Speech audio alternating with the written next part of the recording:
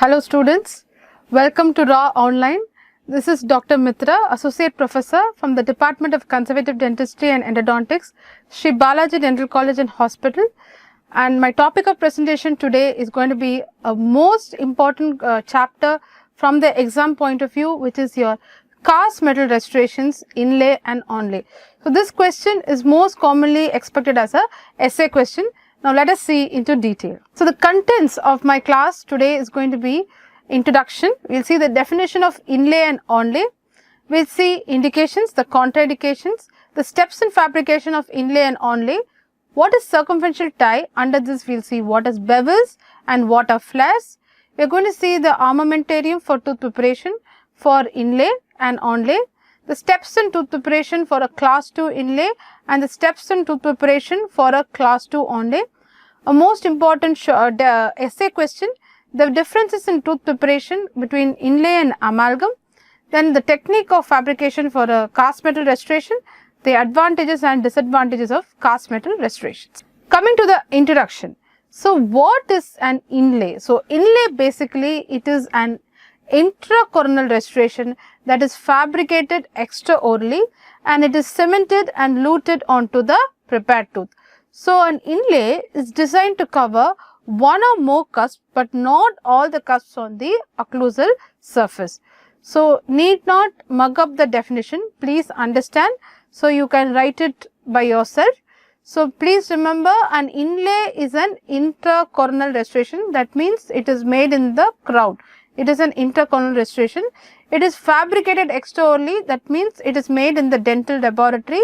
It is not directly made in the patient's mouth, it is made outside the patient's mouth, hence it is fabricated extraorally. And the design is such that it is designed to cover one or more cusps but not all the cusps on the occlusal surface. So an inlay is going to cover one or more cusps but not all the cusps. That is about the inlay. Coming to the onlay, is again the same.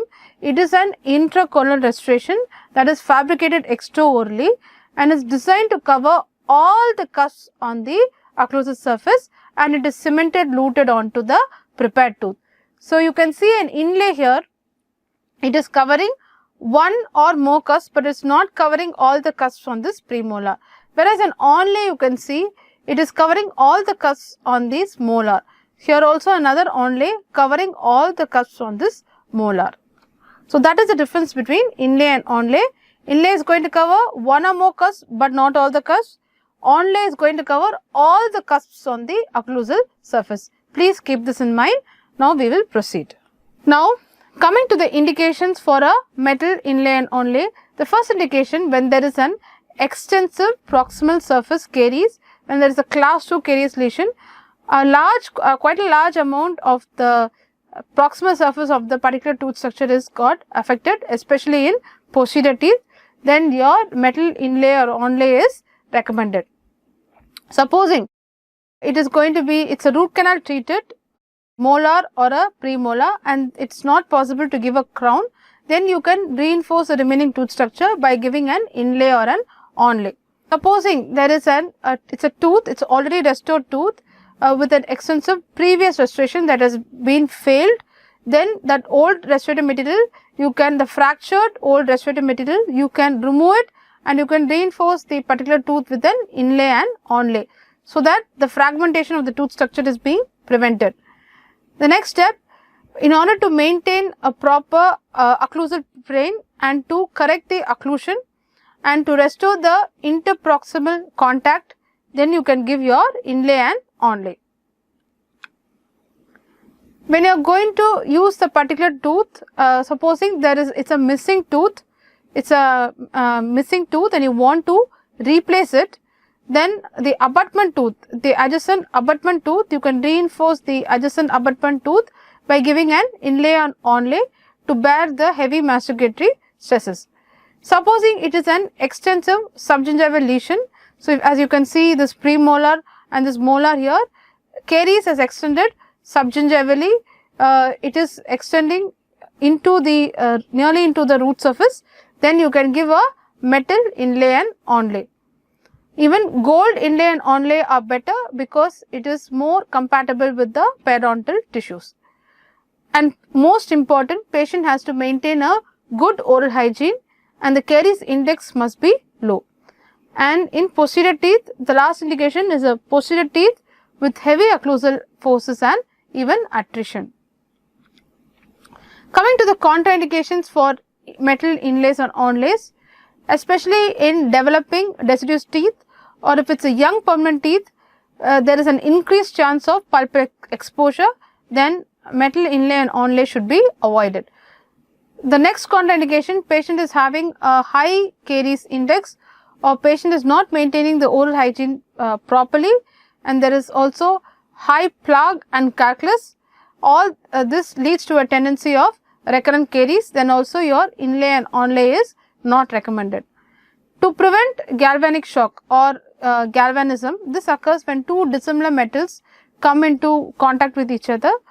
For example, if there is an amalgam restoration on top, on the lower molar, for example, amalgam restoration is placed in your upper maxillary molar, and in your lower the opposing tooth or the occluding tooth, lower molar, you cannot give an inlay and onlay, because when two dissimilar restorations rub against each other, it can result in the formation of a galvanic shock or galvanic current. So, here saliva acts as the electrolyte, one acts as the anode, the other restoration acts as the cathode, and it results in a shock like pain. So, then also your inlay and onlay is not recommended. When there is a severe occlusal disharmony, severe malocclusion, then also inlay and onlay is not recommended. For example, if it is a grossly decayed tooth, extensive caries, entire facial enamel, the mesial distal walls, the facial wall, the lingual wall, everything is fractured, then also inlay and onlay is not recommended. Directly you have to go for extraction. When the patient demands for aesthetic, when there is increased aesthetic demands, then you can go for a porcelain inlay and onlay. A metal inlay and onlay is not recommended. You can use your tooth colored porcelain materials fabricated for using your inlay and onlay. So, this is a picture to summarize the contraindications for an inlay and onlay. You can see this premolar grossly decayed, almost the entire cusp is fractured and a deep caries. So, this type of tooth you have to do your conventional endodontic therapy and you need to rebuild this cusp with the post and core restoration. Then your inlay and onlay is contraindicated in this case. When there is a severe malocclusion, as you can see in this patient, then also inlay and onlay cannot be given, because it will lead to severe occlusal disharmony and severe occlusal imbalance. When the patient demands for aesthetics, then you can give your tooth color or your porcelain inlay and onlay. Here you can see inlay is covering not all the cusps, okay, whereas your onlay is covering all the cusps on your occlusal surface in your premolar and your molar here. The next picture, when patient is having a very bad oral hygiene, poor oral hygiene, there is severe inflammation of the gingival tissue, patient is having some systemic disturbances, then also it is not recommended to use your inlay and onlay.